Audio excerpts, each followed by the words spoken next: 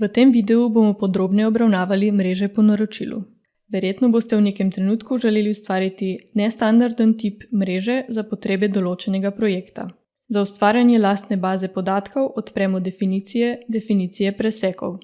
Pojavi se seznam katalogov, ki se uporablja za armiranje. Tu lahko ustvarite nove, uredite ali izbrišete obstoječe. Vse, kar spremenite, lahko shranite pod najljubše in znova prenesete v Allplan na drugem računalniku. Izbrali bomo mreže po naročilu in kliknili Obdelaj. Tu določimo osnovne parametre, kot so ime kataloga in razred jekla.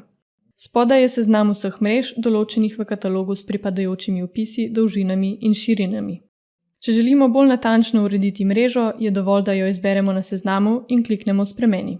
Zdaj vnesemo podatke za opis mreže, vzdolžni in prečni preklop, dolžino, širino, srednje in robne premere palic, srednja in robna razdalja med palicami. Na desni strani imamo še parametre za težo in površino armature na tekoči meter. Če kliknete na Novo, se odprejo dodatne možnosti za vrste mrež, ki vam bodo olajšale ustvarjanje novega kataloga. Hvala za vašo pozornost in želimo vam prijetno delo v Allplanu.